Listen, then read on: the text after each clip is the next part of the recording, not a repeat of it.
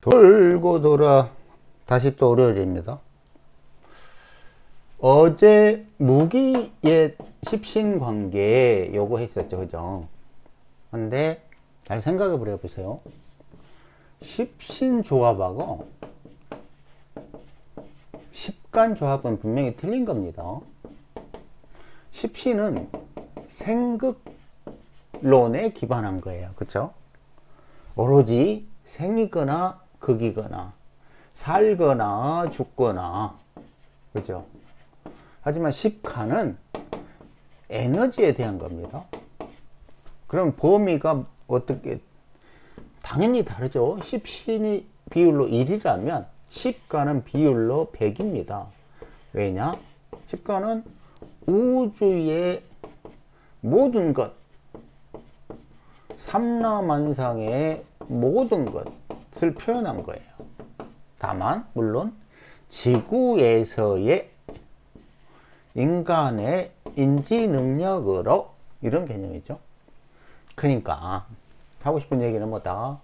이 십신 조합을 마치 대단한 것처럼 인식하지 말라는 거고, 사주팔자에 존재하는 십신생극으로만 인식하지 말라는 거예요. 예를 들어서 살인상생이야, 뭐 식신제살이야, 뭐 재생살이야, 이런 거는 몽땅 보다 오로지 사주팔자에만 있는 생극 명칭에 불과하다는 거예요.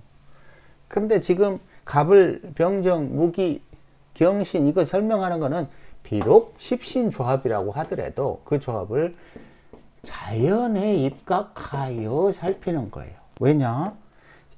그냥 생극으로 보는 것과 시공간을 가미한 십신의 의미는 전혀 다르다는 거죠.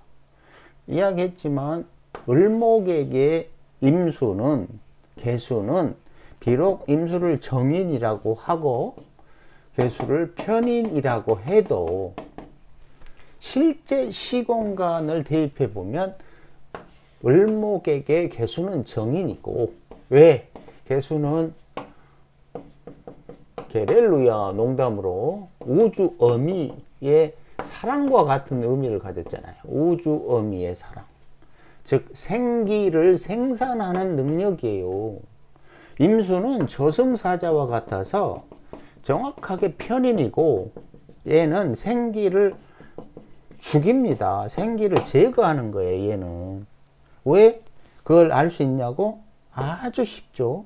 정화가, 아니 병화가 경금에게 빛을 가하면 이 속에 열이 축적되기 시작하고, 그거를 정화가 신금에게 열을 계속 공급하다 보면 최대로 딱딱 응축해지는 거지. 딱딱해지고 응축해지는 것보다 신금 C종자다. 여기는 생기를 상실했다. 왜 딱딱해지고 응축되겠어요? 생기를 없애려고 하는 거잖아. 그렇죠?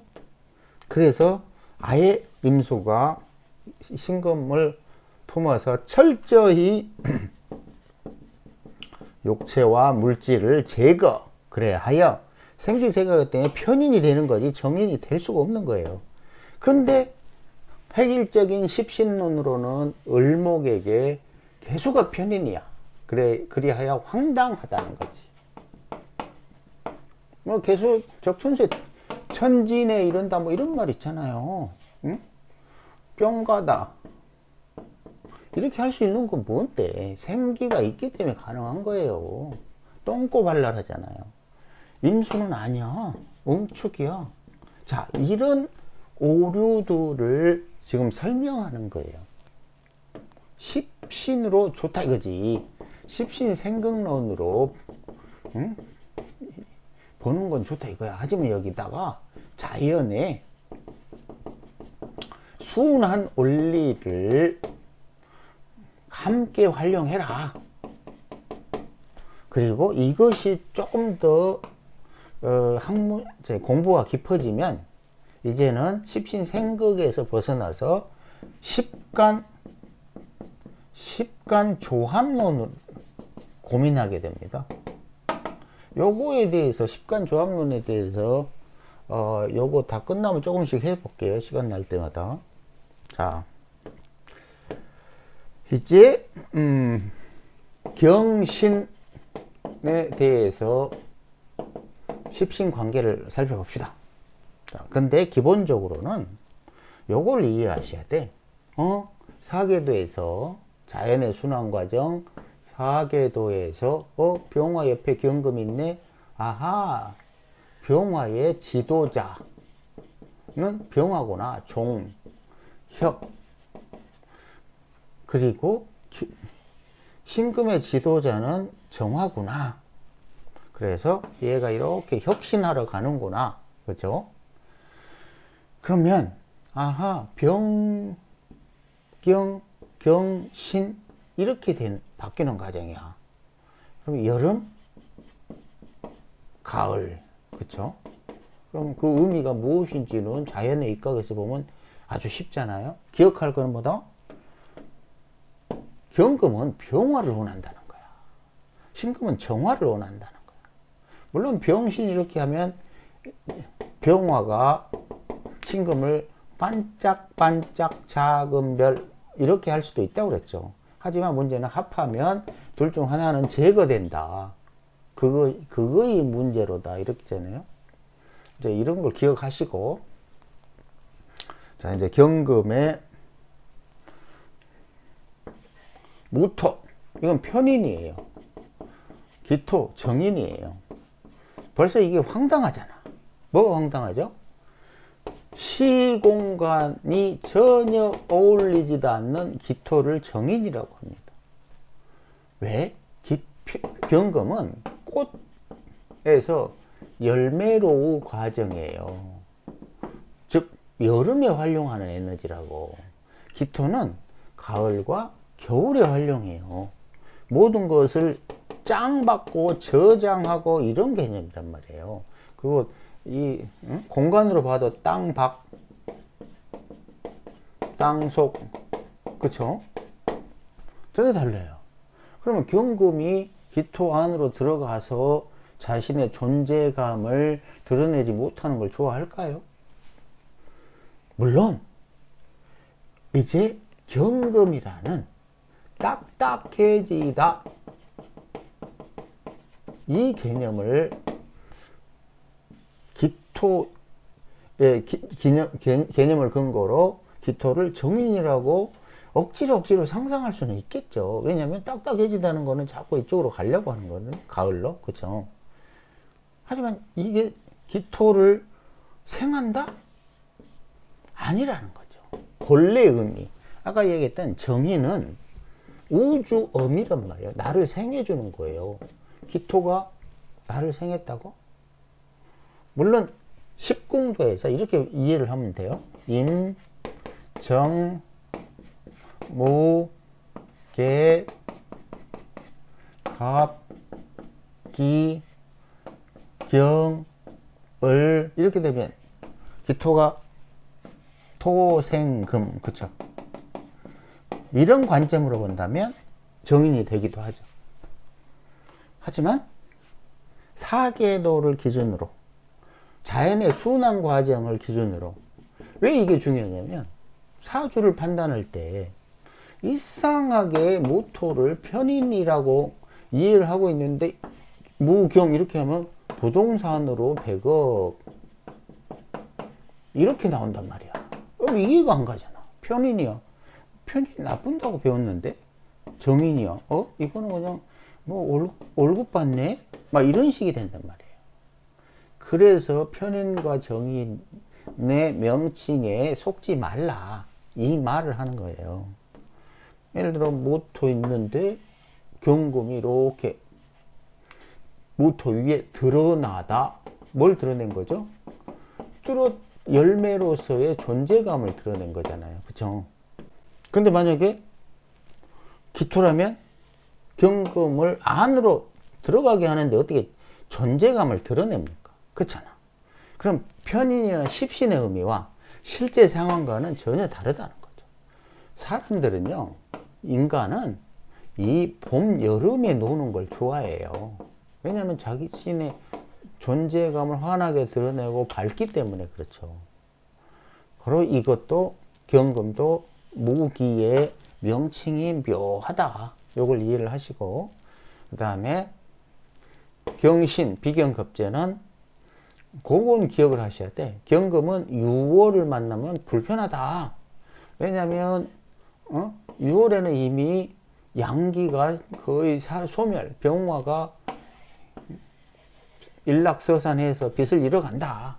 또 신금은 또 신호를 만나면 불편하다. 얘는 아직 열매가 완성도 안 됐는데 쓸데없이 빨리 나와서 오지랖이다. 오지랖. 그런 얘기 했었죠. 정화가 경신월 이런 것도 오지랖이라고 그랬잖아요. 그죠?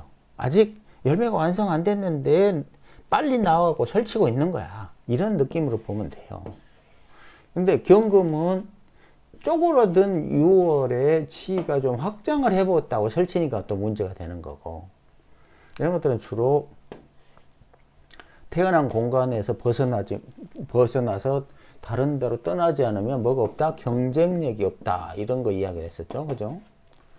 자, 그리고 경금이 임수, 계수, 그러면 식신, 상관. 이 명칭도 참 이상하죠. 그죠? 근데 이런 관점에서 연구해 보세요. 예를 들어서 딱딱해지다. 경금은 딱딱해지다죠. 임수는 철저히 딱딱함. 그죠? 고로 이거를 식신이라고 이런 식으로 표현할 수도 있죠. 계수는 상관이야. 너 딱딱해지다를 정반대로 나는 발산을 통해서 부드럽게 만들어 버릴 거야. 고로 나 삐뚤어질 거야. 이게 상관이라는 거죠. 만약 이런 이치가 십신의 모든 글자에 공통적으로 이렇다고 그러면 문제가 없어. 문제는 각각의 글자마다 십신의 명칭이 통일되지 않아요. 의미가 다르다고. 그러니까 문제라는 거예요. 그리고 또 하나 아주 중요한 거는 자연 입장하고 인간 입장은 달라요. 자연은 춥거나 덥거나 인간의 의지에 전혀 흥미를 느끼지 못해요. 하지만 인간은 추운 쌀쌀한 이런 가을 겨울을 별로 좋아하지 않는다는 거죠. 이게 사주팔자에서 어떻게 발현되는가는 엄청나게 중요해요. 지금 당장은 뭐 또 기회가 있으면 이제 설명을 하겠지만, 그러니까 경금 입장에서 임수다. 그럼 먹을복이라는 게 말이 안 되잖아요. 그죠? 이 저승사자와 같은 임수가 무슨 제주로 경금의 식신이 됩니까? 그러니까 죽는 것을 기준으로 보면 임수는 식신이라 이런 말이 되겠죠. 근데 이것도 공통적이지 않다. 규칙이 없다. 고로 쓸만하지 않다. 그리고 경금 입장에서 임수 만나면 어둠 속으로 사라지기 때문에 이건 저승사자에 가깝지 식신하고 거리가 멀다. 자, 이런 거 이해를 하시라는 겁니다. 경금이 계수를 만나면 사실은 상관이죠. 근데 이게 뭐 애매해요. 왜 애매하냐면 경금이라는 놈은 점점 틀을 딱딱하게 만들어가는 과정인데 얘는 발산한단 말이에요. 이게 뭐지? 서로 이게 뭐가 안 맞죠. 그죠? 다만 경금이 계수를 만나면 계수 입장에서는 좋을 때가 있어요. 그게 뭐냐면 이 오미 지역에 있어요. 오미. 왜냐면 계수가 여기에서는 정신을 못 차리거든. 그럼 얘가 일정한 틀을 만들어서 이 물을 담을 수 있는 틀, 계수를 만들어서 계수를 경금의 틀을 이용해서 뭘 만드냐면 이 신중에 있는 임수를 만들어요. 이게. 고로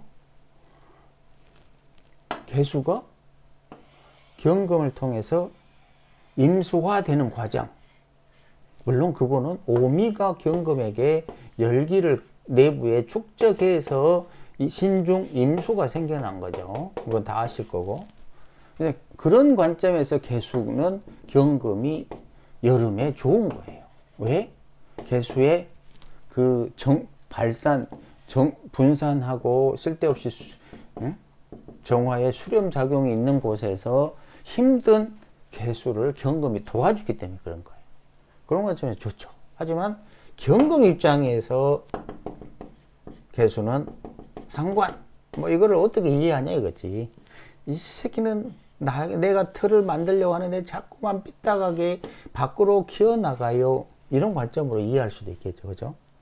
그러니까 상관은 무조건 상관 경관이야. 뭐 이렇게 할 게 아니라 왜 이 두 글자는 상관이 되었을까? 이걸 고민해 보라고 자꾸 설명하는 겁니다. 자, 갑. 이거는 편재, 을, 정재. 그죠? 경금은 당연히 병화에 의해 부피를 확장하는데 을목이 있어야 을경합을 해서 을뱅갱 삼자로 벼락부자. 그죠? 하여튼 을병경은 물질지향적 이런 개념이라고 했죠. 그런데 요 간목 편제는 얘랑 경금이랑 대칭 구조에 있죠. 그죠? 물론 연의 갑이 있고 월의 경이 있다. 혹은 일의 경이 있다. 이거 뭐라고 그랬어요? 편제 충하는 관계임에도 경금은 결국 갑에서 왔기 때문에 겉으로는 충의 관계, 편제, 내가 극하는 것 이런 존재로 인식하지만 실제 뭐다? 나의 조상은 근본이 있다 이런 말이에요. 부자였다. 왜냐? 경금은 어디서 왔냐면 간목이 이렇게 와서 여름으로 왔을 때 나온 거예요. 간목의 다른 모양이 경금이라고. 그러면 간목의 근본이 경금의 근본이 간목에 있기 때문에 뭐죠 이거? 내 조상은 근본이 있다. 부자였다. 이런 말이 되는 거예요. 분명하게 충으로만 배웠는데 경금에게 간목은 그런 뜻이란 말이야? 그죠? 그런 부분 이해하면 될 것이고 병정 이것도 편관 정관이라고 하지만 아니야. 왜냐면 정관이라는 놈이 경금의 부피를 쪼그라지게 하는 거야. 쪼그라지게. 자고로 정화는 부피를 수축, 쪼그라지게 만드는 거예요. 그러면 정관이라는 뜻이 그거냐 이거지. 아니잖아. 뭐 공직 뭐 이런 것만 찾고 있는데 기본적으로 정관은 죽음을 뜻해요. 죽음. 없애는 거야. 그러니까 본질적으로는 살기 편한 모양이 아니야. 정관은. 오히려 지금 병화 경금의 관계에서 편관이라고 하지만 병화는 을목과 더불어서 을병경만 할 수 있다면 이거는 경금의 보다 주인 바른 지도자야. 바른 지도자. 얼마나 좋아요. 경금이 병화 하나만 봐도 멋져요. 여기에 뭐 임수를 배합하면 더 좋겠죠. 기술사업 뭐 이런 식으로. 근데 정화는 정관이라 정말 공직자는 나오지. 돈그릇으로는 비교가 안 돼. 병경하고. 분명히 편관인데 부자야. 이게 왜 그렇지? 이거는 에너지 속성을 전혀 고려하지 않은 십신생극 때문에 그런 오류가 발생하는 거예요. 지금 그런 오류가 무엇인지를 계속 설명하는 거예요. 어휴, 많이 됐네. 자, 내일은 마지막으로 임계합시다.